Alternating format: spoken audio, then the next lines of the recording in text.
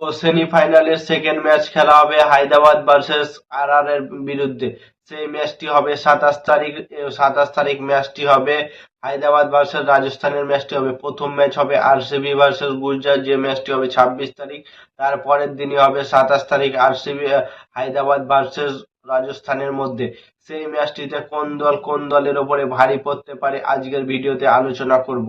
তো প্রথমে বলি রাজস্থানের কথা। রাজস্থানের যে শুরু করে দিচ্ছে হচ্ছে বৈভব সূর্যবংশী এবং জয়সওয়াল। জয়সওয়াল ঠিকঠাক ভাবে ফর্মে নেই। এবার 2026 আইপিএলে সে কয়েকটা ইনিংস খুব সুন্দর খেলেছে, কিন্তু আমার মনে হয় তার মনের মতো সে শুরু করতে পারছে না রাজস্থানের দল থেকে।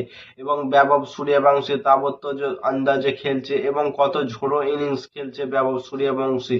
সেই সূর্যবংশী কত সুন্দর খেলছে এবং ধূপ জুড়েল আছে, রিয়ান পরাগ আছে, রোনেলা ফেরেরা আছে এবং এবং রাজস্থানের আর একটা প্লেয়ার আছে হচ্ছে জোফরা আচার। জোফরা আচার কত সুন্দর ব্যাট হাতে বল হাতে সে ইফেক্টিভ হচ্ছে। জোফরা আচার আছে, সন্দীপ শর্মা আছে, অনেক বড় বড় মাপের প্লেয়ার আছে রাজস্থানের কাছে প্লেয়ার আছে। রাজস্থানের এই দিক থেকে অ্যাডভান্টেজ আছে বেশিরভাগ, যে বৈভব সূর্যবংশীর মতো প্লেয়ার আছে। সেই দিক থেকে ধরা যদি যায় তো হায়দ্রাবাদও একবারে কোনো অংশে কম নেই। তাদের কাছে আছে টেভি শেঠ, অভিষেক শর্মা, ঈশান কিষান, হেনরি ক্লাসেন, অনিকেত বর্মা, অনেক বড় বড় মাপের প্লেয়ার আছে হায়দ্রাবাদের কাছেও। হায়দ্রাবাদ আমার মনে হয় এই দিক থেকে অ্যাডভান্টেজ অনেকটা আছে। তাদের ওপেনিং এবং মিডিল অর্ডারের ব্যাটিং এ যে রান করছে কিছু বলার নেই। ঈশান কিষান এবং হেনরি ক্লাসেন তো সব থেকে বেশি রান করছে মিডিল অর্ডারের মধ্যে। তো আমার মনে হয় হায়দ্রাবাদ এই দিক থেকে অ্যাডভান্টেজ আছে, কিন্তু হায়দ্রাবাদের বোলিং লাইন আপটা একটু কমজোর আছে। বোলিং করছে সাকিবুল হাসান, এরা বল করছে, কিন্তু একটু কমজোর আছে হায়দ্রাবাদের। তো যে 27 তারিখের ম্যাচটি হবে সেই ম্যাচটি অনেকটা গুরুত্বপূর্ণ হবে এবং সেই ম্যাচটিতে তো আমার মনে হয় হাই স্কোরিং ম্যাচ হতে চলেছে, কারণ দুটো দলই একবার দুর্ধর্ষ মেজাজে ব্যাট করতে পছন্দ করে এবং দুটো দলের ঝোড়ো ইনিংস খেলতে পছন্দ করে। বৈভব সূর্যবংশী জয়সওয়াল যা খেলতে পছন্দ করে, ঝোড়ো ইনিংস তার থেকে পছন্দ করে অভিষেক শর্মা এবং টেভিসের।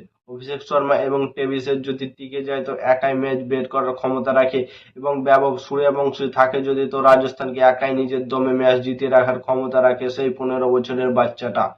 তো আমার মনে হয় যে হায়দ্রাবাদ এবং রাজস্থানের এই ম্যাচটি সব থেকে বড় ম্যাচ হবে। প্রথম দিনের থাকাও বেশি মজা আসবে এই ম্যাচ দেখতে, তোমরা দেখবে এবং এই ম্যাচে একটা হাই স্কোরিং ম্যাচ হতে চলেছে দেখবে। এবং এই ম্যাচে আমার মনে হয় যে হায়দ্রাবাদ একটু অ্যাডভান্টেজ আছে ব্যাটিং এর লাইন আপের দিক থেকে, এবং বোলিং লাইন আপের দিকে যদি দেখি তো সেখানে রাজস্থান আছে, কারণ জোফরা আচার আছে, সন্দীপ শর্মা আছে, অনেক বড় বড় মাপের প্লেয়ার আছে রাজস্থানের কাছে।